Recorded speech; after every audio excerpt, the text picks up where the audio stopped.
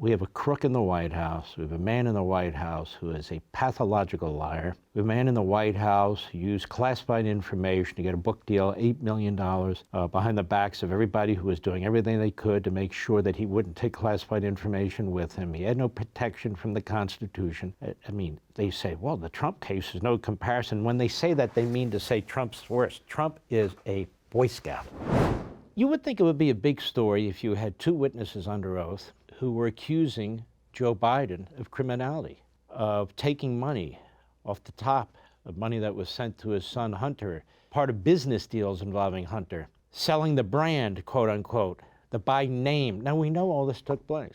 And you have people who have said so under oath. You have people who said so to the FBI and nothing comes of it, not even a special counsel investigation. We know why. Because we're moving along at a fairly swift pace in a tyrannical regime heading towards more aggressive forms of police state totalitarianism. So Donald Trump should go to prison and Joe Biden should skate. You get the point. But a lot of you work for a living or you do other things, and so you're not glued to the TV in which these hearings were played and discussed. So I thought we'd dip in for a few minutes of this so we can analyze it. And rather than people just talk about it, you could actually see it. Go. Our goal, that is Hunter Biden, Devin Archer, and myself, was to make billions, not millions. The prize is that contact and that access to power. The relationship development is business. Joe Biden walking in a room and shaking Chairman Yee's hand is business. The entire value add of Hunter Biden to our business was his family name and his access to his father, Vice President Joe Biden. Because of this access, I agreed to contribute equity ownership to them, Hunter and Devin, for no out-of-pocket cost to them in exchange for their, quote, relationship cap. I want to be crystal clear. From my direct personal experience and what I've subsequently come to learn, it is clear to me that Joe Biden was the brand being sold by the Biden family. What was the value that Hunter Biden brought to the table, according to Mr. Archer? Well, it was the term he used at the time was the Biden lift. The Biden lift that we talked about was access. Access meant, to us at the time, being in the business of acquiring other businesses, to persuade third parties to do business with us. You just spell it out for us what the Biden lift did to induce companies to want to be able to do these transactions. What was it? What was the Biden lift? I think it was situation specific. Foreign investors would have a view of political access to the most powerful, admired country in the world, leadership in the most powerful, admired country in the world.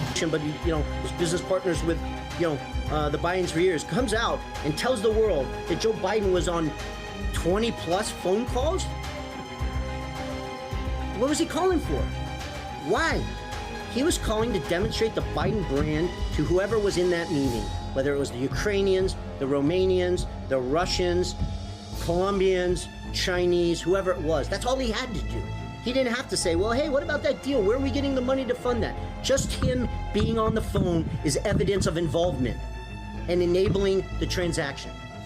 And any statement otherwise is an absurd statement. This call took place on May 4, 2014, during a gathering hosted by a Ukrainian associate of Ms. Baturina and a business partner of ours at Romanoff's, a restaurant in Brooklyn, New York. A few days after this May 4th party, an email my lawyer provided to this committee shows that Devin had confirmed Ms. Baturina was committed to a, quote, hard order of $10 to $20 million in a Burnham investment banking client. During the May 4th party, we were told to go to an area of the restaurant to gather because Hunter was going to call his father.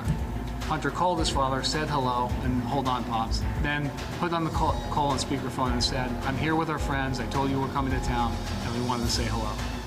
The vice president said hello and some pleasantries, and hope you had safe travels, and then it seemed like he wanted to bring the call to an end by saying, okay, you be good to my boy. Hunter responded by saying, everything is good, and we're moving ahead. The vice president said something about being helpful, and Hunter ended the call by saying that he was going to call his father later. I recall being stunned by this call to actually hear the vice president's voice on the phone. It was clear to me that this was a prearranged call with his father, meant to impress the Russian investors that Hunter had access to his father and all the power and prestige of that position. And then they were all working. I wasn't interacting with Joe after that. for that week. They were all working to get Joe Biden to come to New York in May of 2017 and meet with Chairman Yi. Little did I know at that time that Joe had already met Chairman Yi, and that's why they were so casually talking about it. In 2014, I agreed with Hunter and Devin that the Burnham & Company enterprise would be significantly enhanced by forming a partnership with Harvest Fund Management, a $300 billion Chinese financial services company closely connected to the Chinese Communist Party. Harvest had already agreed to be a founding partner of a newly established fund called BHR. The partners wanted to expand this Chinese relationship through Burnham and did so through a series of investment structures intended to gain Chinese financial support. This effort was led by Hunter Biden's contact with Henry Zhao, the Harvest chairman. Mr. Zhao was interested in this partnership because of the game-changing value add of the Biden family, including Joe Biden, who was to be a member of the Burnham Harvest team post-vice presidency, providing political access in the United States and around the world. This is stunning testimony under oath. Stunning. You heard it. So rather than me describe it, you heard it. And Joe Biden is locked into all of it. Bob Belinsky's point, he was on more than 20 calls. That's amazing. And Galanis's point, that call, one call, but other calls were preset. They were scheduled. So he would get on and be good to my boy. Now, he had to know why he was on the call. It wasn't just, hey, how you doing? He had to know that Hunter was up to something. At some point, he had to ask Hunter. Joe Biden is a liar. Joe Biden, but for the fact that the media and the Department of Justice are protecting him, he's the one that should be charged with numerous felony counts on the Espionage Act and all of this money laundering taking place. And he tells the American people he didn't know anything about it. Does that sound like he didn't know anything about anything? It's unbelievable. We have a crook in the White House. We have a man in the White House who is a pathological liar. We have a man in the White House who used classified information to get a book deal, $8 million, behind the backs of everybody who was doing everything they could to make sure that he wouldn't take classified information with him. He had no protection from the Constitution. I mean, they say, well, the Trump case is no comparison. When they say that, they mean to say Trump's worse. Trump is a Boy Scout. He's a Cub Scout. Joe Biden,